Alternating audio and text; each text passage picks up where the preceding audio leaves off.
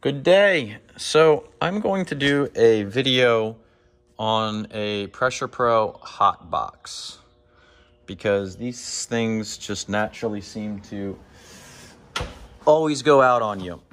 And I've finally dug into it and had to fix a couple things and wanted to kind of fill everybody in if they ever have any problems. So if you ever are troubleshooting one of these things, there's a couple things you need to know. You need fuel, you need flame, which is the spark igniter, and you need your air. So we'll start with the fuel. Typically there's a panel here. I have it off. Number one, always make sure you actually have diesel fuel in there and make sure it's not gasoline. So that's step number one. That could always be the easiest fix. And first things first, check your filter. Okay, next is, this is your fuel pump on the Beckett burner. And when you're checking your fuel, there are two ways to do this. Number one, there's a little drain valve right here, which still has a little bit there because I was troubleshooting it. And so you can crack this open and make sure you're getting, at your bleed line, you can actually bleed any air or fuel out of there. So that will drain by itself. The pump should not have to be on. And then you have the exit, and this is where the fuel line goes into the actual chamber. And that's a secondary way to check that your fuel pump is properly working. You can unloosen this and ensure that you have your trigger gun open and fuel will shoot out of there. There is another way to do it if you're somewhat technically savvy, is you open up this panel right here. There's two screws that pops down. There's a wiring harness in here, and you have your white wire coming in, which is your flow actuator switch. So that switch is tied into your solenoid, which basically moves a valve in here and allows the fuel to go through here. So there'll be a brown and a white wire connected to a red and a purple wire on this setup. And I disconnected the brown wire from the purple wire. And then you take your purple wire, which there's a purple and a white that goes into your actuator, and you take your purple wire and touch it to the black wire coming out of this wire right here and here. So then you can basically short out, or not short out, you'll bypass the flow switch and you'll see if you're spitting fuel out of here. That way you don't have to fire up your power washer. That's the easiest way to do it. But if you're not technically savvy when it comes to wiring and you can't trace wires, I would say just fire up your pressure washer, pull the trigger, and see if gas flows out of there, diesel. I correct that. You can do it that way, or you can also find out you go directly to the fuel actuator, or the flow actuator switch, which is right here. It's kind of in a goofy spot, but you just take a screwdriver. There's a spring-loaded shaft in there that when you push on it, it has a magnet in it, and this mechanism right here will connect the circuit. And so this piece right here is actually what my problem was. So I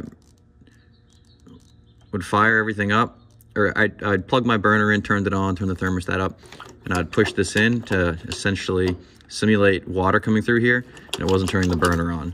So I had to replace this piece right here. It slides right out. There's a little screw right there.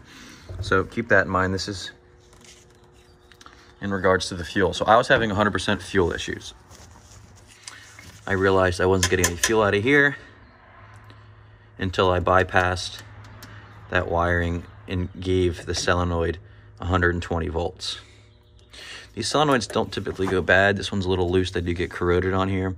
Or you can take this solenoid off and take your multimeter and touch the 2 prongs up top together, and you should have around 450 ohms of resistance.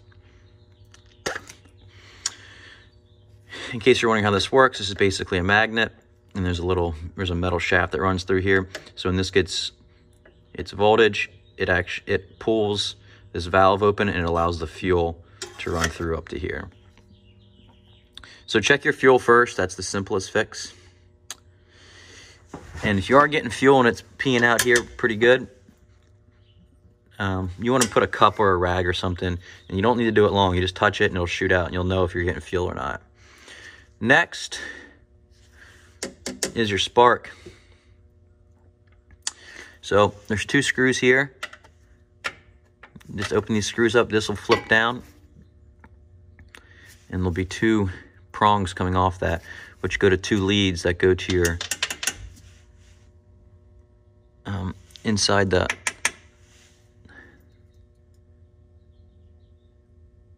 burner mechanism up there.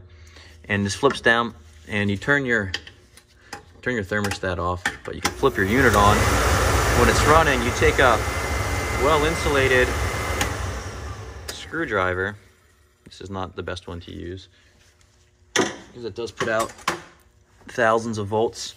I use this, and you just arc it across those 2, and you'll see, don't touch it, you let it arc. You let it hang above it, and you should get a nice arc, which is your igniter. And if you ain't getting any arc, this is most likely bad then. And so aside from that, what would be next then is we were having issues where our burner wasn't even turning off. And so then I realized, well, it's 2 things. Burner wasn't turning off because this pressure release valve on here, there's a screw on here where you can adjust it. If this gets too hot, say your flow actuator switch gets stuck open and this thing just keeps running, and you're not on the trigger gun, all this pressure builds up and it has to go somewhere. So this is the safety release valve back here. Well, on the bottom of this, there's a nut where you can adjust the pressure release, and that actually rattled loose and fell out. So that was number 1. Number 2, this is your thermostat. There's a heat pipe that goes in there, which dictates how hot the water is. This wire runs back to the thermostat, and this wire it's not actually a wire. It's a hollow tube with some type of fluid in there that dictates your heat that goes to the thermostat. This had a crack in it. It was disconnected down here. And so either replace the thermostat. That's actually a pretty simple job. You just buy a new one, pop this open, and just ensure you take pictures of which leads go to which leads and replace it. And this is actually like a 3.5-inch shaft up here. You just loosen this up, and this turns out. Make sure when you're tightening this, you have all this stuff disassembled, because this is fixed to that, and you don't want this to be fixed and then turn it. You'll potentially damage the line. So in a nutshell, that's basically the biggest things with these. They're not too difficult to work on if you know what you're doing, but it is a nuisance when your burner goes down and you need it. So hopefully that helps.